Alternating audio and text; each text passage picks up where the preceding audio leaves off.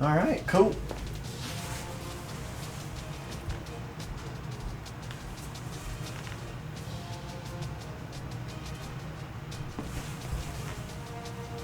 Pull this up, make sure I get everything in the chat in case people hop in.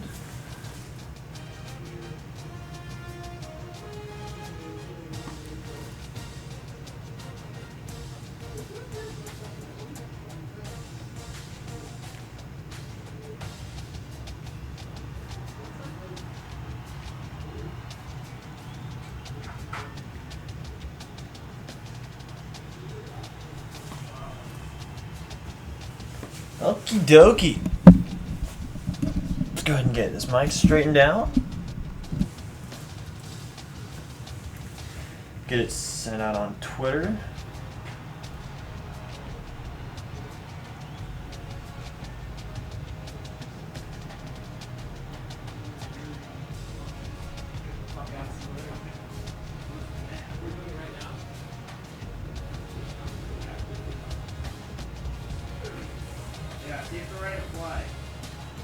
Shout out to the two of you already in the stream. We're going to go and wait till just after 10 so we can let this build up a little bit.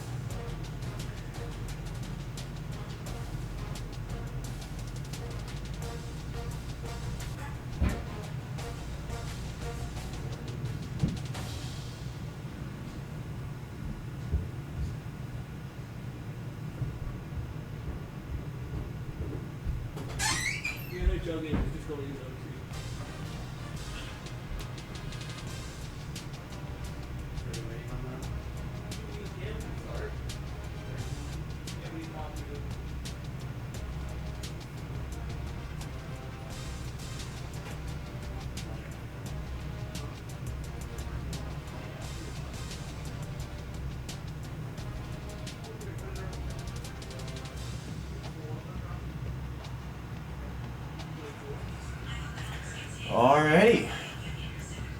So we're going to keep this rolling here so we do just after 10 o'clock.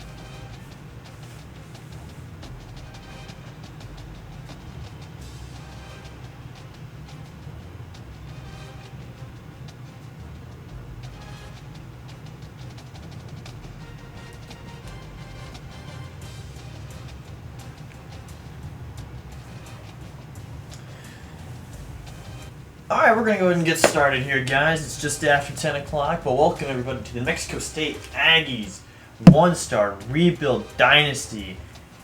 And I can't say in this episode, guys, we got our first live stream of the series. We're going to go ahead and tackle the year one off season.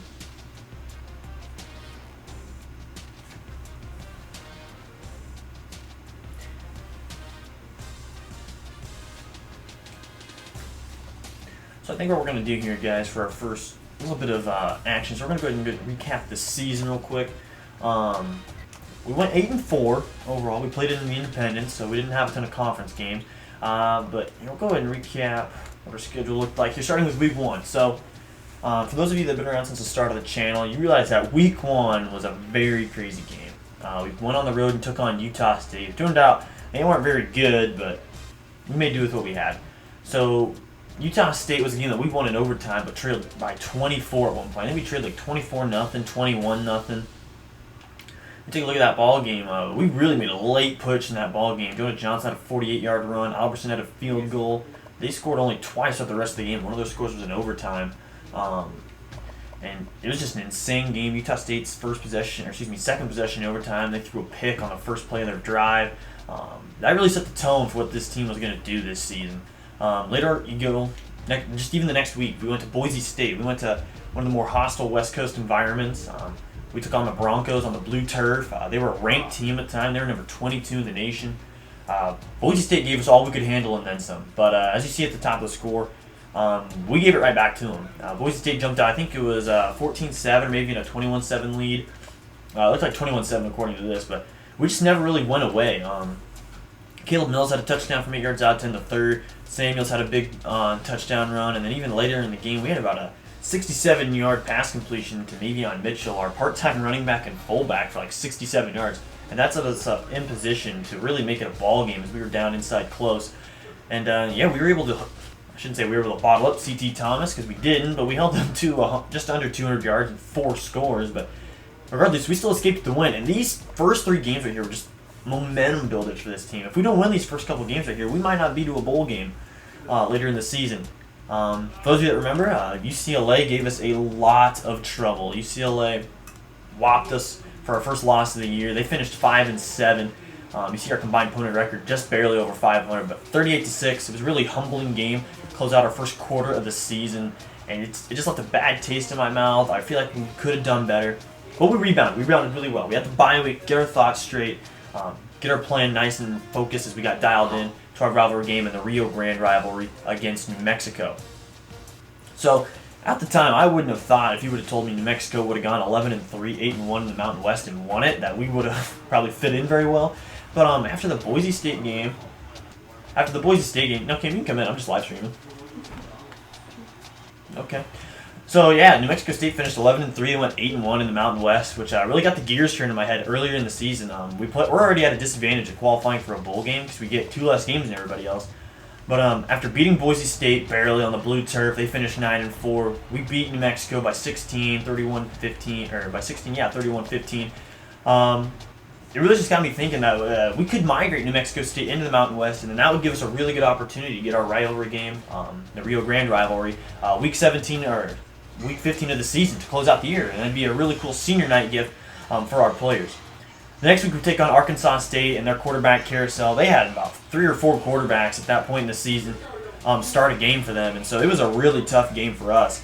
But Arkansas State just never went away in this ball game. We shot ourselves in the foot a ton, and this is the game that Jonah Johnson really just got in my doghouse. I just couldn't stand it anymore, and that kind of boiled over into our next game.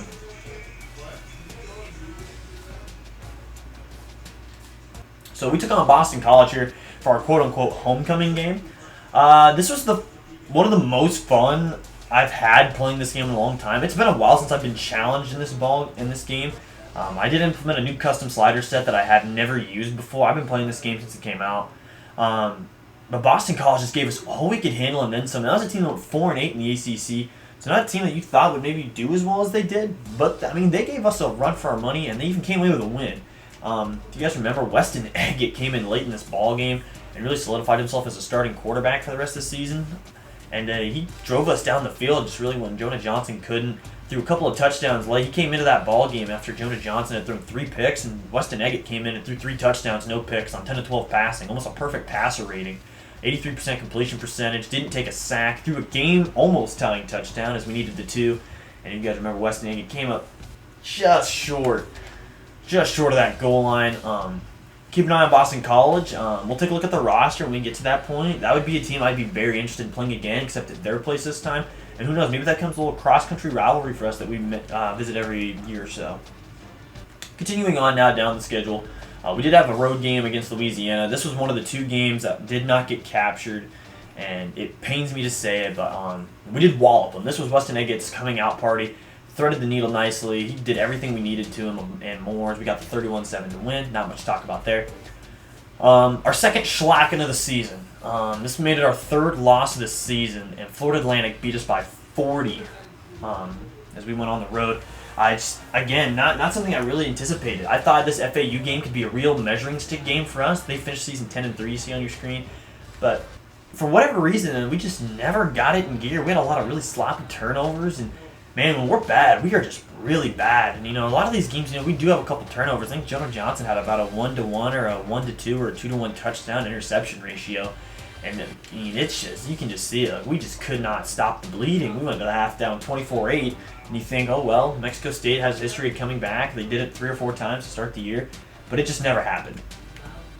So as we continue down the list into our final couple games, Notre Dame, the second of the 2 games that did not get captured, but one of the best games we had all year. If you remember in the regular season recap, we just could not stop them from the big play. I mean, we ran about 5 to 6 minutes off the clock every time we had it, and we normally scored. We did get a interception late. That was able to tie it. We gave the ball to him with like 1:10 left, I think, and Ian Book just wasn't going to be denied. His Irish, 12-1. What can you say? We were right there with them. This New Mexico State team, when it plays well, is right up there with everybody else. But when we play bad, man, we are bad. If we take a look at our senior night game, we took on the Idaho Vandals. I kind of threw this game in there because I didn't really know what our season was going to look like. I told everybody that I know before this series really started that I thought we had a realistic chance of going like 4-8, 4-9, 3-10. But we walloped them 62-7. This was Amari Samuels' exhibition game. He had 3 special teams touchdowns on the day, 4 total, and it just wasn't even close. They scored, I think Idaho scored the second touchdown of the game on a 78-yard run by Jonah Johnson. But after that, you just see New Mexico State scored about every 3 minutes after that, and it was just a bloodbath. So, continuing down the list, once again, we have the recap of the bowl games. Spoiler alert if you haven't watched that episode yet. But Wake Forest, this was another really challenging game for us. I had no idea what to expect. It was the second ACC team we'd played this year, and their offensive approach was much different than that of Boston College, who I kind of game planned this our defensive scheme around in that first half. And they just blew it wide open. I thought they were going to be a little more run heavy. They had a really good running back, but Sage Surratt was just a monster for them on the offensive end. They racked up all of their points, all 28 of them in the first 2 quarters. They even scored 21 in the second. But in true New Mexico State Aggies fashion, man, we just kind of hung around. We were creeping. Able to force a turnover late on an interception, I remember, by Devin Richardson. And that led to what would be 3 consecutive scoring drives. Jonah Johnson came in late in this game after Weston Egget got bounced out. It's not a good day for him. But Drew Dan, Jonah Johnson, and then Drew Dan again. We were able to take the lead late, I think with like a minute and a half to go. And our defense didn't fail us as Devin Richardson got a huge 4th down and 2 stop. I think I remember that because the tight end Whiteheart didn't steal a block. But we'll go ahead and march on here. Recap the quick top 25 polls. Clemson ends the season as the consensus #1 overall team. Georgia, Notre Dame are there. Iowa State, I thought, would have gotten in over Texas. A 1-loss Iowa State team didn't make it. Their second loss came against SMU, so I guess maybe they didn't deserve to be there. But a 2-loss Texas team made it in over a 1-loss Iowa State team, a 2-loss Ohio State team, and a 1-loss Notre Dame team. I don't see the rationale behind that, but I don't make the polls. We just play by who we play. Take a look at the Heisman winner. Sam Ehlinger of Texas did win the Heisman Trophy. He had a pretty good season. I wouldn't say he was that much far ahead of Ian Book or De'Aaron King or even Brock Purdy for that matter, I should say. But Ehlinger, game gave him the Heisman, so what can you say? We did have a few second-team All-Americans, no first-team All-Americans this season. Quick scroll down the list, a lot of big names. Western Michigan did get a corner in there. Shout out to the Mustangs. Other than that, it was all pretty average. Marshall, look at them. Bowling Green got a running back in, Andrew Clare. Take a look at the second team. Trevor Lawrence is apparently a second-team All-American quarterback, which I think is just absolutely absurd. I don't know how you don't put him in there. Cade, what's up, bud? Shout out to Cade stopping by. But yeah, Trey Sermon got second team running back. I think there were a lot of teams. Sage Surratt, he cooked us in our bowl game. Man, I don't see how you don't put him on the first team All-American. But scrolling down here to our freshmen, Drill Brock and company get it. I don't think we had any freshman All-Americans. We had a couple second teamers. Yep, Devin Richardson, our sophomore linebacker. This man will be the anchor of our defense for years to come. Assuming he doesn't transfer out, Devin Richardson led the nation in tackles this year, solo tackles and assisted tackles. And then our free safety Chance Cook, who just seemed to always find a way to cause a turnover. I remember in the Boston College game he forced one. He got the interception on the double team of C.T. Thomas in the Boise State game. He got an interception against Utah State. Like, this dude just finds a way to find the football. Simple as that. So we take a look now at the Independents. Like I said, we're probably bouncing out of the Independents this year. We'll try and find a way to play Notre Dame again. We were that close. We'll see what the non-conference looks like. I definitely want to get Boston College back in there, but I'll defer to anybody else in the chat. Maybe feels differently about scheduling. So yeah, Amari Samuels, our do-it-everything running back, special teams player of the year in my mind. He got robbed out of that award. 3 special teams touchdowns in 1 game. You can't argue with that. But Samuels will get first-team running back honors. A lot of Notre Dame, BYU in here. We did have the 2 best safeties according to the Independents with Chance Cook and Jason Simmons. Continuing down to the second team. I don't think we had anybody here other than maybe Devin Richardson. Xander Yarborough.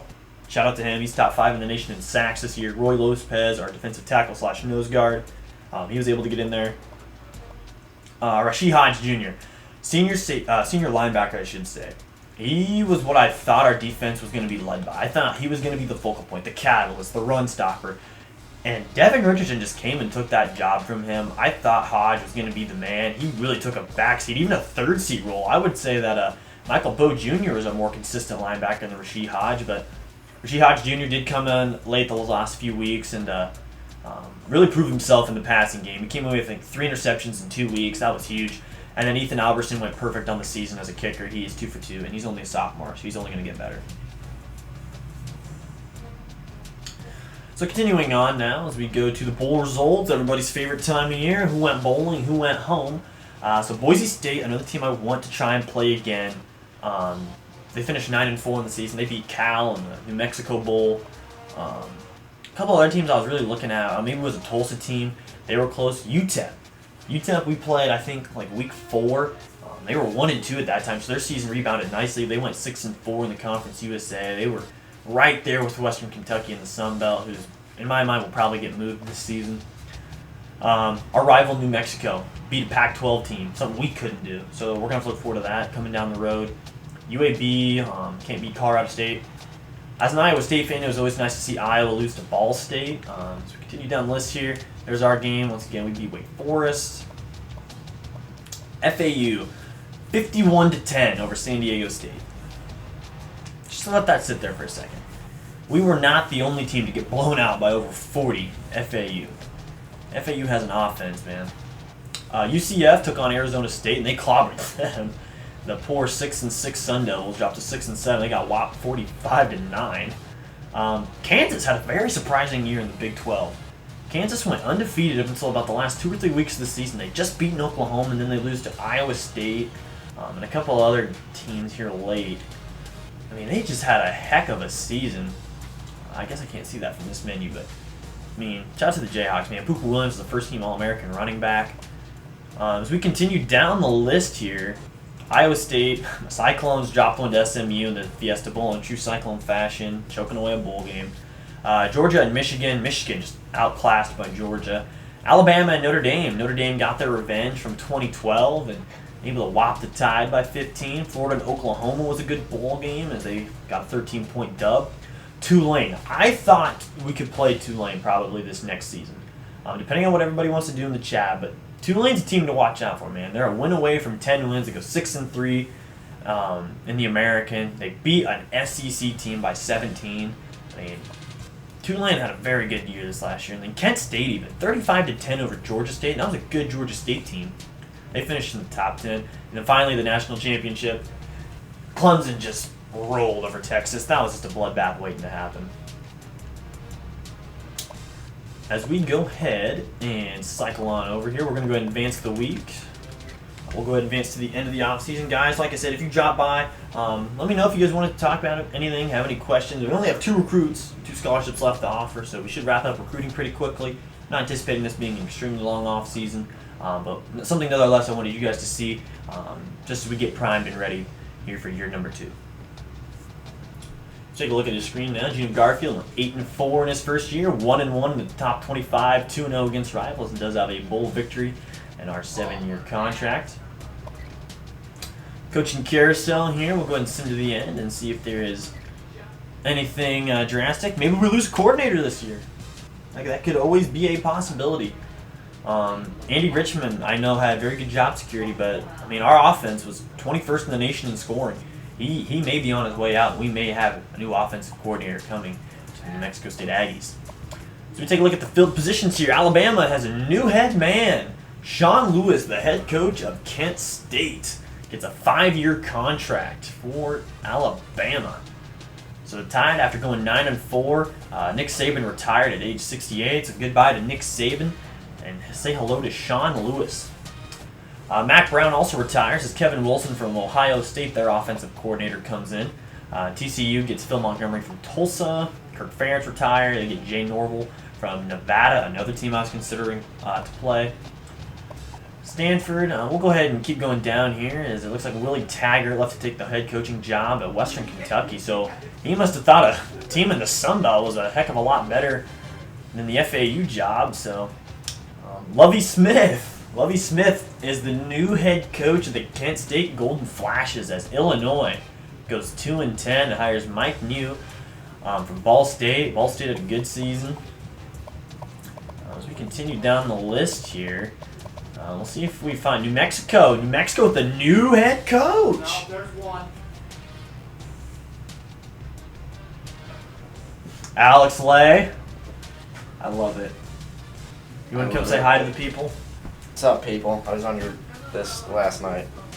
Yep. We're just going over. Who's here? Oh, there it is. I'm Yeah. really confused. But yeah, our rivals just got Gary Patterson as their new head coach. Who is Gary Patterson? He's the head coach of TCU. See, I don't care about TCU. Okay, well, get out of here then. Go green, go white. Bradley undefeated. Michigan State didn't even make a bowl game this year. Yeah, they did. Not in this game. Oh, in that game? Yeah. Yeah, it's 2010 before they're good. No. Yeah, Gary Patterson. He's head coaching our rivals now. The Lobos get a 5-year deal. He got fired from TCU. And Danny Gonzalez, after taking the Lobos to an 11-3 record, is now at Tulsa. And like I said earlier, yeah, exactly. Great offensive coach. We are going to get, if anybody is wondering, we are going to keep our rivalry games. So UTEP and New Mexico will stay. The only one I'd even consider dropping would be the UTEP game, because we would probably outclass them now. And I'm thinking about migrating to the Mountain West Conference. The Independents just playing at a disadvantage for us. A lot of scheduling conflicts. Like, we didn't even get the same number of games in this year. But yeah, so keep in mind, guys, in the chat, who LSU? We can take a look at LSU. I don't think I saw him on here yet, but yeah, we can bounce out here in a second once we get through here. We can go take a look at LSU if you want. But I was just trying to see if Andy Richmond got the hire we were looking for. Offensive coordinator led us to 21st in the nation in scoring, and here we are, New Mexico State. We also hire from TCU Doug Meacham on a 3-year contract. Alex, please stop. I was just trying to see if Andy Richmond got the hire we were looking for. Offensive coordinator led us to 21st in the nation in scoring, and here we are, New Mexico State. Dude, I'm being serious. We also hired from TCU Doug Meacham on a 3-year contract. Alex, please stop.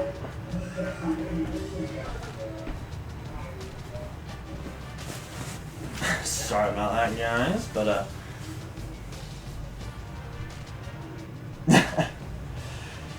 yeah, Doug Meacham we get the hire from TCU, but Army, it looks like they picked up Andy Richmond, so I'm not sure how his offensive scheme would really fit Army, but maybe Jeff Munkin knows something I don't. We continue on. Greg Stewart, we get the new DC from South Alabama.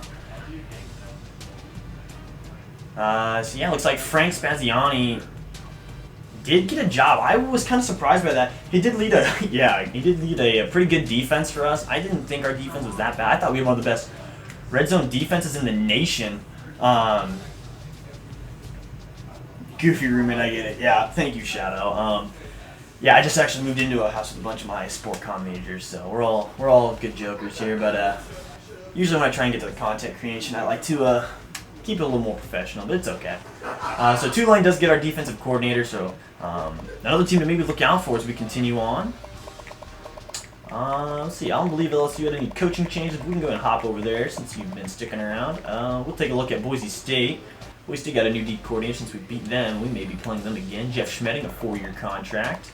My Cyclones, defense coordinator, they hired a new one, Brad Lambert, 3-year contract, and Haycock is over to Clemson as the defensive coordinator. It's okay, yeah. UTEP, unless that's their head coach, yep, that is their head coach. Louis Esposito gets a 5-year from Western Michigan. They had a very good year. Yeah, we'll go ahead and bounce out here. We'll go ahead and jump on over to LSU once we get to this next stage. So yeah, guys, I've got about like 5 or 6 teams in my head that I really would consider playing for this next season. Yeah! Obviously, my roommates are Heat fans for the night, so they are watching the Celtics Heat game. If you guys hear that. But yeah, I got about 5 or 6 teams in my head I'm really looking forward to playing against. I wouldn't say anybody just out of the blue. I don't think any of them would be ranked at the start of the season. Kent State would be a team I'd be willing to play, but geography-wise, I don't think that makes a whole lot of sense to go there early in the season. We're a team on the rise. They're a team also on the rise.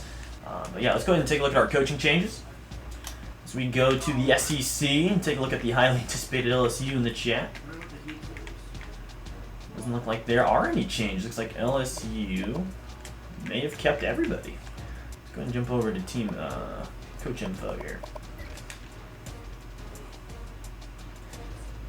Yeah, so Nick Saban did retire, and so Kent State in this series finished 7th in the nation. I think they lost 1 MAC game, and they hired Sean Lewis, I believe it was his name, as the new. Here, I'll take a look at it right here for you.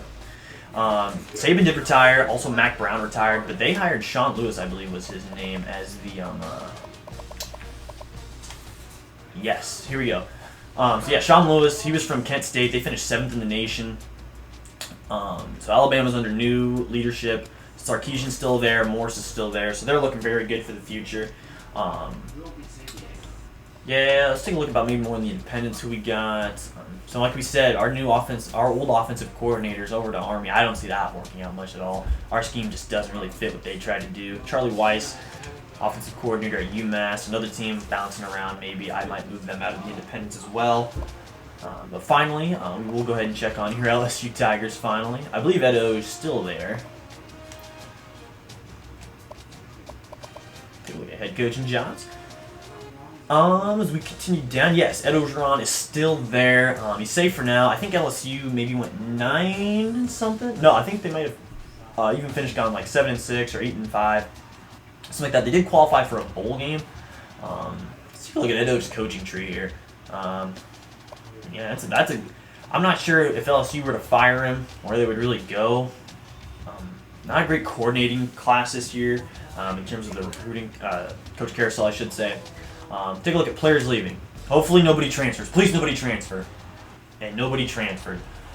Our defense takes a big hit this offseason. We lost our starting right outside linebacker, our entire starting defensive line, one of our top All-American safeties. So yeah, Rasheed Hodge Jr. gone. Chance Cook gone. Xavier Yarborough is gone. Backup D-tackle Miles Vigin is gone. Bell's gone. Roy Lopez is gone. And then Brennan Davis, who did score a rushing touchdown as a middle linebacker against Idaho. He was the one senior who didn't score in that game. To that point, we put him in on the goal line and gave him one. So Brennan Davis did get it downplayed, but our defense is going to be very different this year, and it's going to be led by Devin Richardson. So our defense will go as he goes. I'm not sure there's anything else in this menu I really want to see. Jonah Johnson. Yeah, I guess we can cycle this real quick. Jonah Johnson. We can take a look at our season stats before we get too far ahead. Am I a New Mexico State fan? So I guess I'm not a Mexico State hater, but I've always enjoyed a good rebuild project. That's mainly what I do on my YouTube channel in my free time on streaming. I love rebuilds. I love taking a team that doesn't have much, giving it an identity, building up to be a very good contender. So I'm an actual Iowa State Cyclone fan, and so believe me, I've been through some hardships as a football fan. But we're under good years to come with Matt Campbell.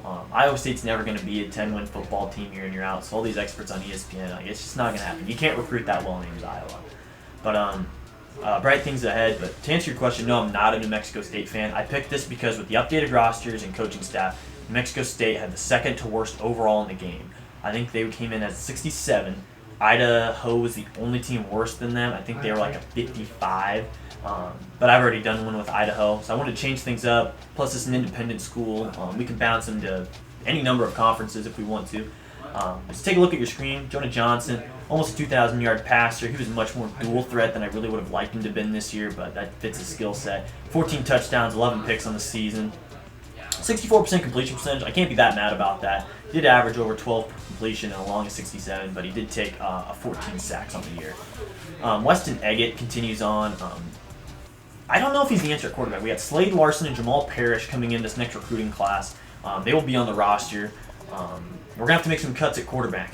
Amari Samuels did throw a couple running back passes, but those didn't end up very well for negative 8 yards. But Eggett threw a really good relief game against Boston College where after La Tech, Bulldogs, got stud quarterback. Hey, maybe we play Louisiana Tech. That's another team, man. They're making a rise in their conference, and Louisiana Tech's not a bad team. The Bulldogs, weren't they? Didn't they try and decline a bowl invite one year after having like 9 wins, and then nobody invited them to another bowl game? So they were like the one team I remember in my history as a college football fan that won like 9 games and didn't play in a bowl game because they wanted a better one. But yeah, Weston Eggett went like 6 for 10 on the season, interception to touchdown ratio. Amari Samuels, our do everything running back. He had 175 rushing attempts for just over 1,000 yards, averaging almost 6 per carry, 11 touchdowns, along 84. And he also had the 3 special teams touchdowns on the year. He had 2 punt returns and 1 field goal return for 105 yards. We take a look at the receiving numbers here. We had a very balanced attack through the air. Justice Powers was throughout our first 4 weeks our main target. He as a wide receiver. When we picked up this team, we did not have a listed tight end or fullback on the roster. So we shifted Navion Mitchell, our 3rd-string running back, to fullback, and he played very well for us there. And then we moved Justice Powers, and then Caleb Mills to tight end, so a 6'4" wide receiver, and then we also had a 6'5" wide receiver shift there. So Drew Dan and Anthony Muse became secondary options in our offense because I love to run the West Coast. It's either check down or touchdown. I like the Iowa State colors. Cardinal and gold, baby. Cardinal and gold. Loyal Sons are forever true. So yeah, very balanced receiving attack. We do lose a lot of weapons on offense. So Robert Downs III, one of our big play wide receivers, he's going to be gone. Anthony Muse, another one of our favorite, personally my favorite target to throw to. The dude just had so much elusiveness and vision with the ball. He's going to be gone. And then Jared Wyatt, Mr. Big Play Catch himself. The dude only caught passes for big yardage. It was insane. I think he had a huge catch to jumpstart our offense against Boise State. Had a huge catch against Wake Forest. I think he had another couple big ones too against maybe FAU and Louisiana, but we didn't get to see the Louisiana game. But yeah, he'll be a fun target. He will be missed. Navion Mitchell, like I said, he filled in at fullback for us. Had 67 of those yards coming against Boise State with like 30 seconds left, and then Eli Anderson, our new 3rd-string running back after Mitchell moved. He moved into fullback and had a very impressive touchdown running catch against Boise State. So if you haven't seen that episode yet, would highly recommend going to the YouTube channel and checking that one out. That was just an insane ball game. Let's take a look at our defensive stats here real quick. So like I said, Devin Richardson led the nation in solo and assisted tackle, or I shouldn't say assisted tackles, but he led the nation in total tackles and solo tackles with 60. Our assisted tackle leaders went to Rasheed Hodge Jr. I shouldn't say I was disappointed in his production in the season, but he was just, honestly, I don't have to become an LSU fan. Years ago, it was the colors. Fun fact, I'm actually kind of a closet LSU fan. One of my professors got his master's degree here at Bradley from the University of Alabama, and we made a bet on the LSU Tigers and Crimson Tide game here last fall. And if LSU won, he had to greet everybody with a "Go Tigers," and if his team won, Alabama, I had to greet everybody with a Roll Tide, and I didn't have to say Roll Tide once that day. It was a very, very good feeling. But yeah, Rasheed Hodge Jr., I can't say I was disappointed because he did put in 45 tackles. He had quite a bit of interceptions, but I expected so much more of an 81 overall senior coverage linebacker that was playing against almost subpar competition at times. But he did have 13 tackles for loss, second best on the team behind Xander Yarborough, who was top 5 in the nation in sacks with 9. So we take a look at our sack numbers. We lose our top 2 producers in that category. We lose a total of 14 sacks going into the next year. Hello, Acute Caps. Welcome to the stream. Haven't missed much so far. Just recapped the previous season. Currently going over our stats and the players that are currently leaving us. So let's see on your screen anybody that's a senior. They're probably going to be gone next year. Michael Bowe Jr. will come back in his linebacker role as a senior. So him and Devin Richardson will hold down 2 of those 3 spots. And that third right outside linebacker spot would be open for competition in practice. Matthew Young, he will also be gone, unfortunately. I shouldn't say gone. He may step into that outside linebacker role. He came in a lot during garbage time when we'd be getting blown out against like UCLA and FAU, our 2 losses, which were by 30 and 40 points respectively. Like I said, man, when our team was good, they were as good as anybody in the nation. If you could do a KU rebuilding, I don't see why not. We're definitely going to get through New Mexico State. We're going to give them their fair shake first. This is just the year 1 off season. But yeah, I would have no problem doing a KU rebuild. As an Iowa State fan, I know the struggles of both those teams very well. But Les Miles, Puka Williams, you got a lot of weapons on that team that not a lot of people in the nation really know about. Yeah, I mean, yeah, like I said, yeah, Shadow seems to agree with you. Kansas would be a very interesting team to do. So yeah, I'll keep that on my radar. We actually just started, speaking of Kansas, a UMKC Kangaroos dynasty on NCAA Basketball 10. I just put the first few episodes up here probably in the last 2 days. And I just recorded another one here today. We took on, who was it, Rice, I believe? I think we played Rice or Bowling Green, one of those 2 teams. And I'm enjoying that series too, very much so. But yeah, we continue on here. We go down to kicking. We only had 1 kicker take anything for us this year. Albertson went 12 for 12 on the year, along a 50. Nothing really to advance on there. Yeah, Puka Williams is actually first-team All-American running back here. I'm not sure if you guys were here for that part of the stream, but he was a first-team All-American at running back. As we advance, we'll go to transfer request, and the question becomes, who wants to play for head coach Gino Garfield, the New Mexico State Aggies? So guys, yeah, let me know what you guys think. Have any more questions in the chat? Maybe opponents you'd like to see us play that would make sense. If we want to jump to the Mountain West, I'm really leaning towards that being a strong possibility this season. Just because I don't think the independence is just really for us. But here we go. We'll go ahead and take a look at our transfer requests. And we got 2. That's big. Cam Brown, 80 overall, 6 foot, 180-pound target out of Colleyville, Texas, from Texas A&M. Will be transferring into the program next year. He won't be eligible to play for that first season, but that year after he should.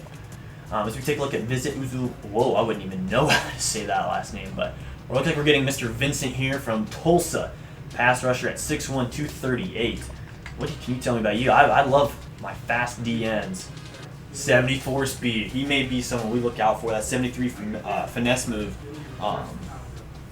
That would be big if he could be a player for us. He'd get a year of growth, obviously, as a transfer. He wouldn't play that first year. So you go up about 4 to 6 overall, take or give. Take a look at Cam Brown. Wow. I don't know who's going to be our quarterback when he comes onto the field, but whether it's Weston Eggett, Slade Larson, or Jamal Parrish, they're going to have a lot of fun throwing toward him. We continue on now.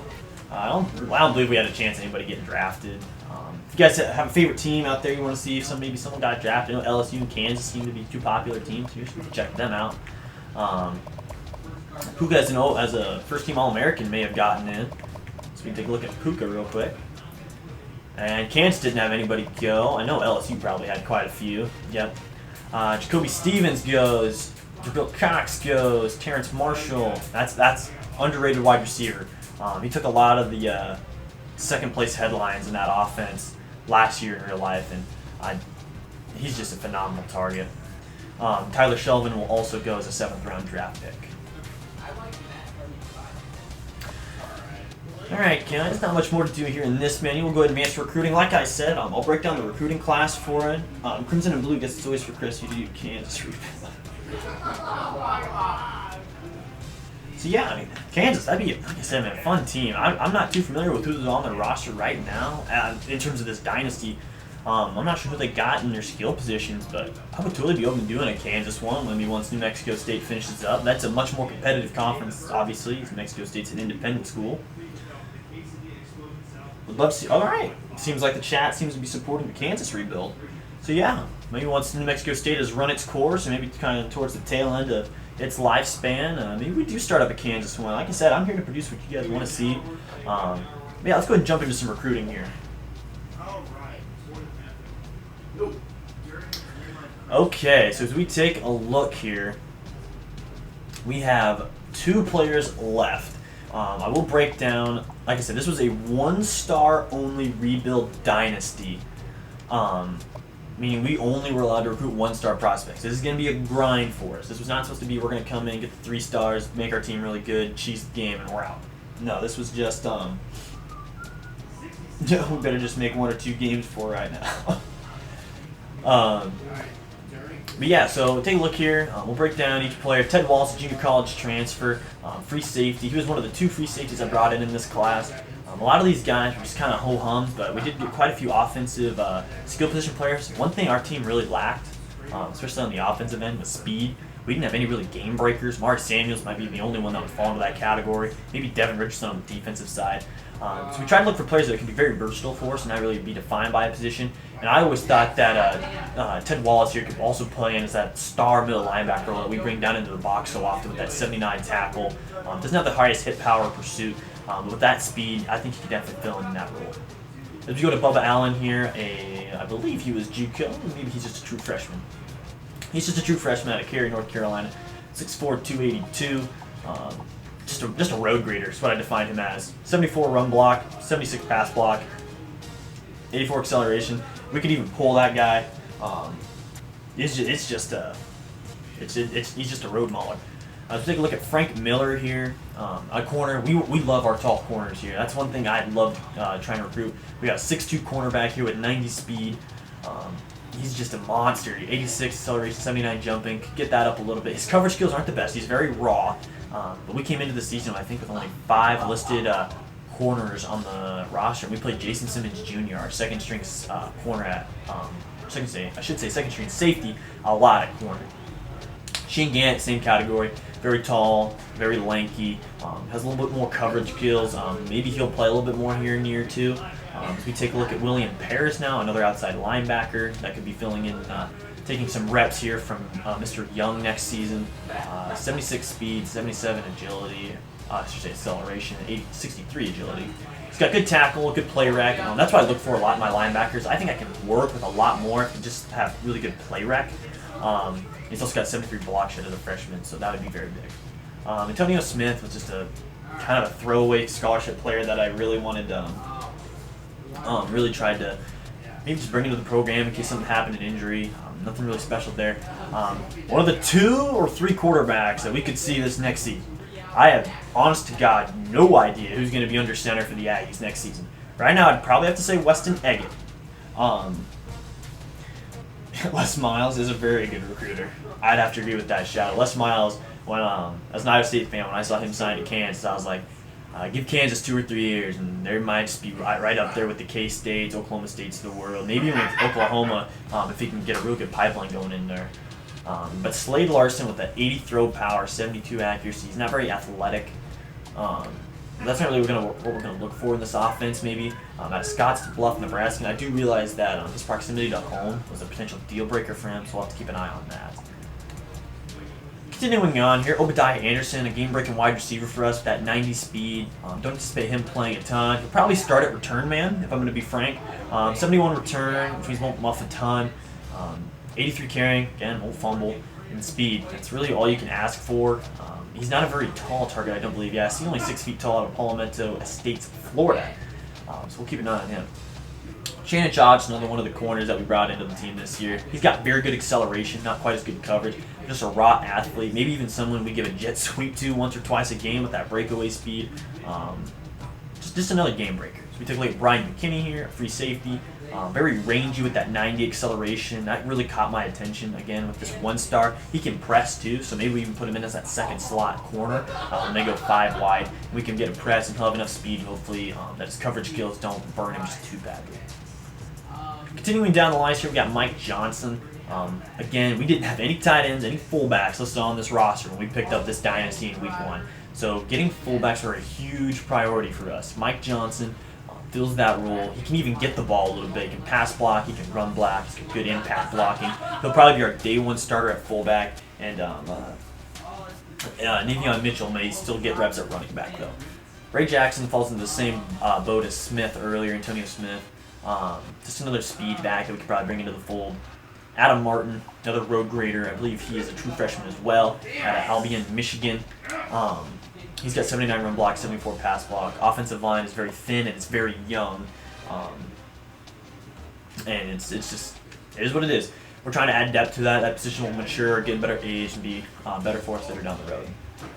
Kind of harped on already. Tight end, fullback, very big for us this next season. Didn't have any on the roster again, so we got 3 more needs filled here with Nate Wallace, Kevin Davis, and Ryan Campbell. Nate Wallace is one of the best recruits I wanted to get in this recruiting class. And he's got good run blocking, which is a really important trait for me. He's got good break tackle, trucking. He's elusive as a tight end. Not going to be injured a ton with that 85 injury resistance. 81 stamina means he can be on the field a long time. And he's got 71 speed, 70 acceleration. Not the fastest tight end in the world, but definitely someone who could do the job. Cody Dickens here at 48 overall. You may be asking, why in the heck would you offer this guy a scholarship? He's got 90 speed, he's got 86 jumping, 70 agility, 76 carrying. He can carry the ball. He could play anything like Laviska Shellnut here, kind of what the Jaguars do. He could play running back and wide receiver in the slot for us. Yeah, I mean, it is what it is. Larry Downs, another offensive lineman we brought in. Robert Thibodeau, another tight end. This is the second quarterback of the 3. We've already introduced you to Weston Eggett and to Slade Larson. But this could be the other quarterback that we bring in. He is a more Jonah Johnson-esque build in the sense he's got the 74 speed, which is about what Jonah had as a junior quarterback. He's got the 72 throw power, not very accurate with his arm, but he's mobile. He's got the 71 break tackle, the 71 elusiveness, 89 injury resistance means we could give him some more touches. Maybe look for him to get in the Wildcat a little bit, but definitely something that would really add a wrinkle to the offense. Because a lot of times when people saw Amari Samuels line up in the Wildcat, they're like, yep, we're coming downhill. As we continue down here towards the bottom of the list, we're down to our last couple 3 prospects, but I would argue some of the 3 most impressive. Thomas Starch could see major playing time in year 2. He's got the 90 speed, 80 acceleration, 79 stamina, 84 jumping, and he can catch and he can run routes. That's huge for a freshman. He's going to be a JUCO transfer in, so I think he'll be a sophomore or junior. I think he was a JUCO sophomore, so I would put him as a junior if he does come through. Alston will come in as well, another road grading offensive lineman. And then my favorite player, out of my backyard in real life, I'm from the state of Iowa, Tyson Archer out of Storm Lake, Iowa, a rangy safety, kind of falls in that same category as Ted Wallace earlier. He could play that star linebacker role for us. So we're going to go ahead and offer up our last bit of recruits, our points here. As we go ahead and get Clayton Burns and Darren Pollard. Some points here, the 6'5" offensive tackle, we'll just give them each 5K. I don't see Central Michigan or even K-State putting in that many points for these 1-star recruits. KU plays a 0-10 team. KU wins 42-10. Well, you're probably not wrong. At least Kansas can do that. Iowa State can't even beat Louisiana on their home field. I don't think I've ever seen such sloppy special teams as I did that night. Go ahead and check this for a second. Refresh that. My stream crashes for a quick second.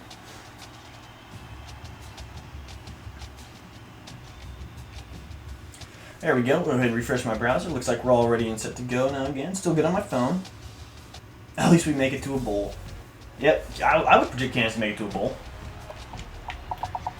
Yep, so we'll go ahead and cap off the rest of our points here with Darren Pollard, Clayton Burns. I expect them to sign, so I'm not going to spend too much time on the signing day period. We just went over everybody. Yeah, Iowa State hasn't lost to a Sun Belt team in years. What was it? We played UL Lafayette. Was it last year? And we killed them. We almost hung like 70 on them. They had a really good quarterback, but yeah, that was an awful showing. As an Iowa State fan, that was really hard. And I'm not sure tomorrow is going to be any easier. Max Duggan played high school ball. Home border showdown series, Missouri. Are you kidding me? Are you blanking kidding me? Yeah. Yeah, I'm not too excited for this game tomorrow Iowa State's got. They've got a huge game going against TCU and Max Duggan. That's going to be a great ball game. So finally, guys, we inch towards the back end here. It's going to be a position changes time. We're playing against Missouri in basketball again. LML. Fun fact: I'm actually the basketball manager here at my university, Bradley University. We are Division I in the Missouri Valley Conference, and we are also playing the Lsu Tigers this year in basketball. Yeah, we were supposed to go play them in Columbia here. I think it was on November 25th, but that date has been rescheduled, I believe. So we'll see what happens there.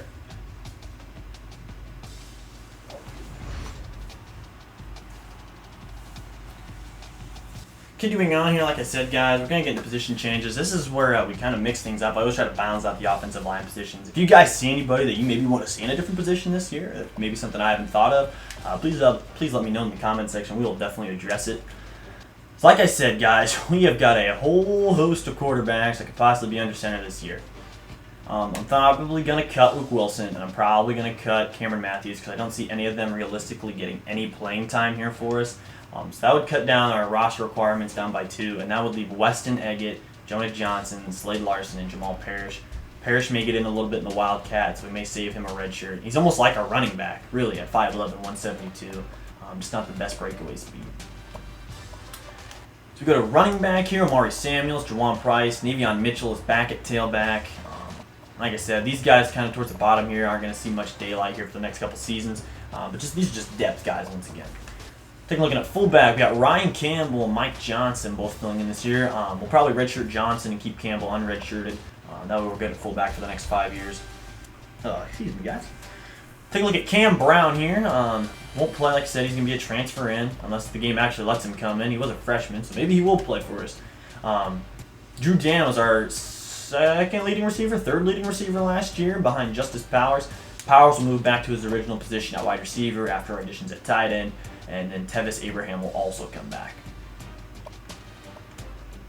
Tight end, here they are. Nate Wallace, Kevin Davis, Robert Thibodeau. Those guys are going to be new hog mollies for us on the offensive line as well. So we take a look at left tackle. We got Johnson. We may move Martin.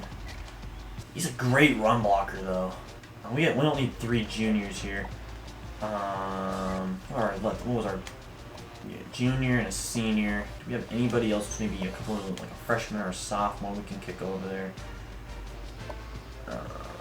I might move you to. You'd be better at center. What do we got here? We got Bubba Allen. I'm fine with you at right tackle. That's what I envision you playing. So at center, that means we have a junior, sophomore, freshman. Right guard, we have a junior, senior. Senior, sophomore, freshman. We're good there. So we just need to figure out this left half of the line.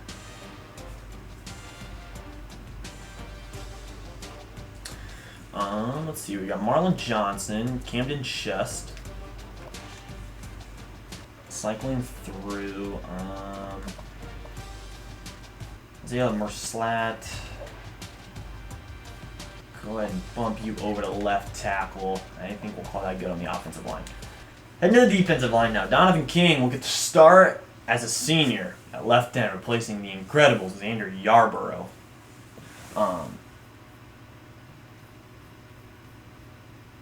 Sorry about that, guys. The stream's just bugging out.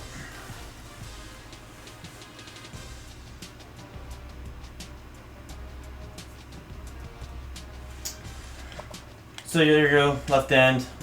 We take a look at Lazarus Williams. He'll get the start at right end. He didn't play a ton for us last year. He came up every once in a while, made a couple big plays. He didn't do much for us. So this is going to be a very unproven defensive line as we have 3 new starters in our 3-3-5 getting goes. Jameis Williams will go ahead and get a nod. I'm not sure how much we'd really sub on the D-line this year. Last year we did it quite a bit. I'm just not sure we have the depth or talent to do that this year, so our run defense may be a little shoddy. But Michael Poe Jr., stud at right side, or at left side, he's fine. Devin Richardson, stud in the middle. And we may even bump Brohard outside or Ferguson outside because he's a little quicker. Looking at the right outside, William Paris is a JUCO junior run-stopping linebacker that transferred in. You guys saw him in the recruiting part of this offseason. He will get a nod at right outside linebacker. Like I said, when we came in here, we had only these 5 guys as listed corners. We didn't have a senior last season, but Xavier Hink will be our first of 2, with Damani Williams being our second of 2 senior corners. That's where Shane Gant, Shannon Law, and Frank Miller come into the picture. These guys could be big for us down the stretch. Continuing on, guys, we got Devin Kirkland, free safety. As we continue on, Ted Wallace, Tyson Archer. These guys may get looks too. I'm not sure. Maybe a 61 overall right end at 6'4", 180 pounds? I don't think so. I'm not entirely sure I would be okay with him playing there. That just would not be for me. Yeah, we'll go ahead and keep it moving. So keep an eye on Tyson Archer. He may be converted to a middle linebacker for us when we get to that point. We're just so full right there. Continuing on now, down to kicker, fine there. Alverson, fine. Carlson's fine. Not a ton of people I really move around. I just wanted to kind of balance out the lines a little bit. Like I said, we got 2, 3, and 4. I don't think any of these guys are quick enough to play DN. Maybe a 60. I'm not sure that makes anything a whole heck of a lot better. We'll go ahead and continue on now. I digress.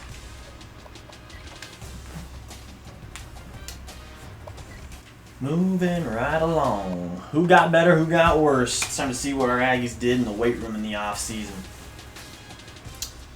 Go ahead and lean down here. Make sure I can see everybody in the chat in case you guys drop a comment. Sorry, guys. I'm bouncing back and forth here. I'm using my Elgato capture system to stream this time instead of going straight off of Twitch. So a little different setup for me here.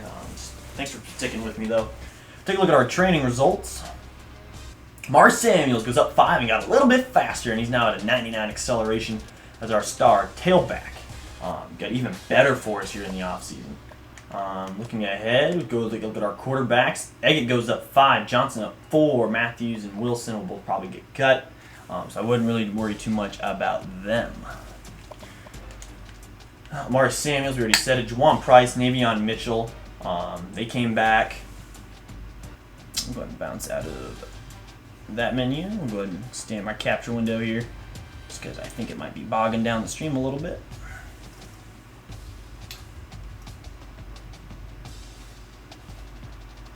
But yeah, so as you see, Navion Mitchell came back from fullback. He got a little bit of fullback attributes, so he may be a better blocking back for us now, even at 175. Eli Anderson goes up 5. I'm not too excited about either of these two. They don't bring a whole lot to the table. Not very fast, not very elusive. Yeah, not a ton there. Eli Anderson kind of falls in that same boat too. If we take a look at wide receivers, Cam Brown looks like he'd probably be playing for us this year. I didn't think the game would let him, but I guess he was a redshirt before he came in, so that would make sense.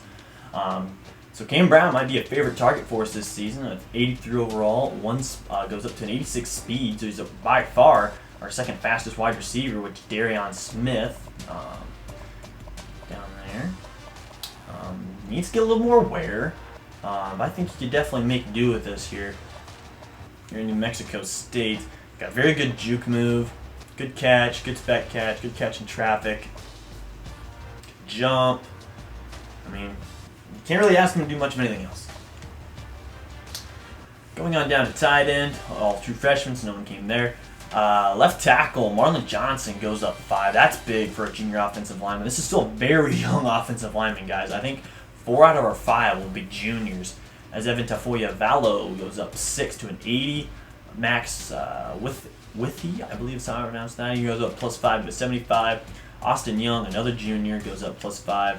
And then Jalen Guerrero goes up a +3, the only non-junior on our starting offensive line. Left end, Justin Segura goes up +5. Right end, Lazarus Williams goes up +4. Defensive tackle, Jameis Williams goes up 4. Leva +5. Buckley and Bishop both get good boosts too. Outside linebacker, Michael Bowe Jr. got even more fat. A 99 awareness linebacker is absolutely huge, I should say, for us. Absolutely huge. He will get another crack at starting again this season without doubt.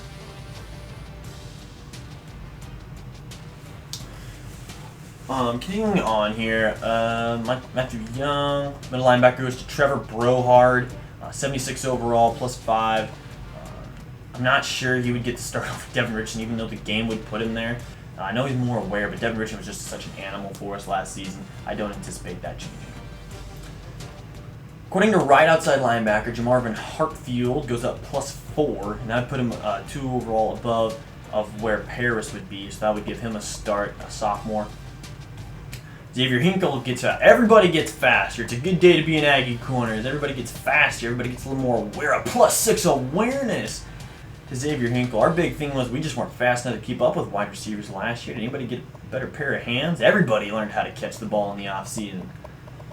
Another good boost there. Continuing on to free safety, Devlin Kirkland gets a +4. Jason Simmons Jr. gets a +5. He may be a permanent stall there if we don't want to put Rich Hall there instead.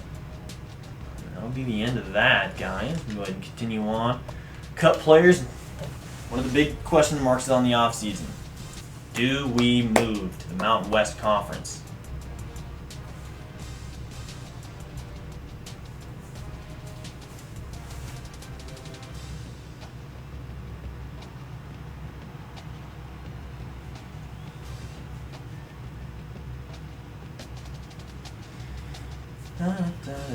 We go ahead and cut players here.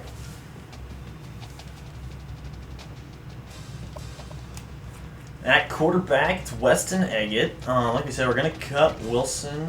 I should say Matthews and Wilson. So they are both gone.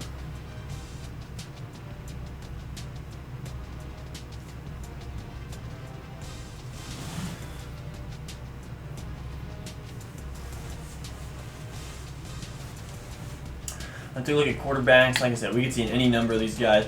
I would probably say Jonah would get the start. The dual threat that you get with him, I think, is a little bit more than Eggett. Weston Eggett would probably be backup number 2. But I haven't gotten any practice games in yet with anybody, so I'm not sure who I like more, who I like less. Eli Anderson is going to be unfortunately cut. Escobar will be cut. Got 7 more players to trim down. Got to make some difficult decisions. Is there any like juniors or anything that just aren't going to play? Dickens. Keep you around for now. We'll come back to you if we have to. Offensive line. I don't cut offensive linemen. I think that position is too much of a gamble to recruit. So we're going to go ahead and stick it out there. Right end. D-tackle. Look at left outside linebacker. Milton is a sophomore. We have a sophomore there, but we are going to lose 2, so I'll keep him around for depth purposes. Eric Marsh will get cut at middle linebacker, a senior that wouldn't get any playing time over Richardson, over Brohard. Right outside linebacker, pretty secure. Take a look at corner. Not going to cut corner. It's too hard to build up that position, especially for us. It's just a tough choice. Brian McKinney might stick around. He might not. Take a look at the safety. Rich Hall, Jr. and Rodney McGraw. Tough decisions to be made. We still got to cut down 6 more. Not going to cut any of the quarterbacks. Might cut 1 more running back. Do we think Lorenzo McMillan is going to get any playing time? I would probably say no. Probably say no. Cody Dickens just didn't stack up to what I thought you would be. You're probably going to go. Obadiah Anderson can stay. Terrell Warner did come in and clutch on a couple 3rd downs. So we'll go ahead and keep him. Go ahead and go back to my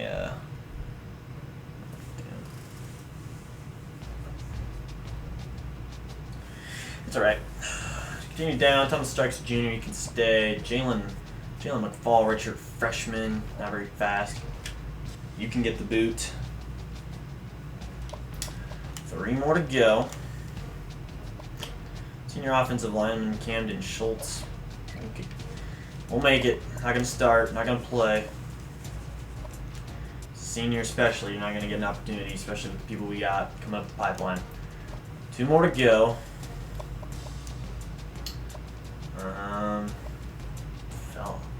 Terrell Felder. Where did you come from? You're not very aware, though. I need my offensive lineman to be able to think on their feet.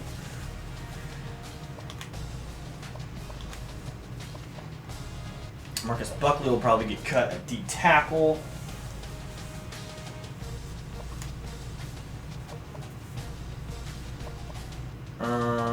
Keep Matthew Young around. Christian McKeever, not exactly sold on. Not very fast. Taylor Milton probably get cut, and that gets us down to 70. So that is your New Mexico State Aggies.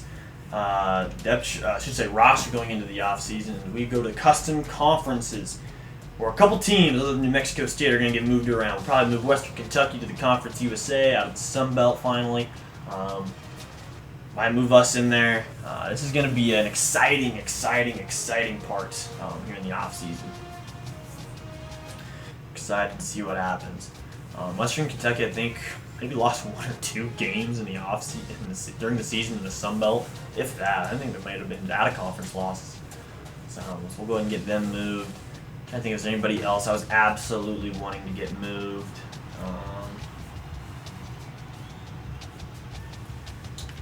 Trying to think here. I don't believe so. I don't think there's anybody I was 100% wanting just to get off the team here.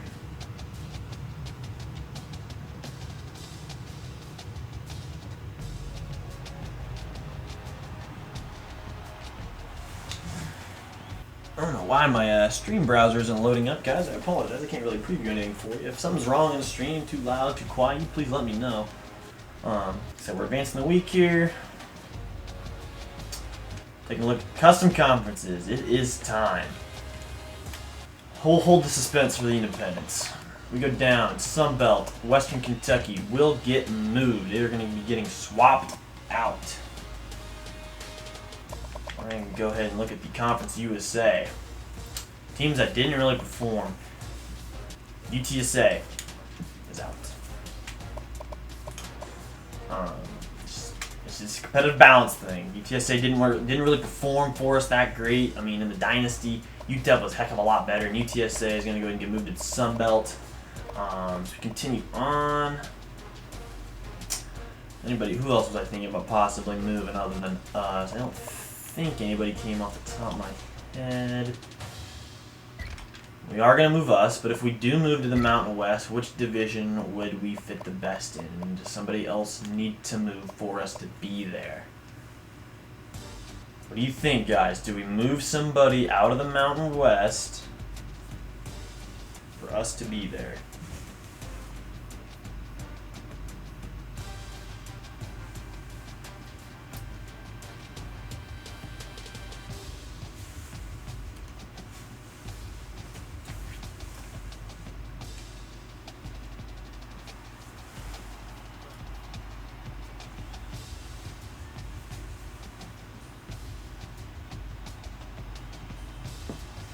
Here we go. New Mexico State. Do we play in the East? Do we play in the West? Hold on here, guys. Something might happen to the old stream.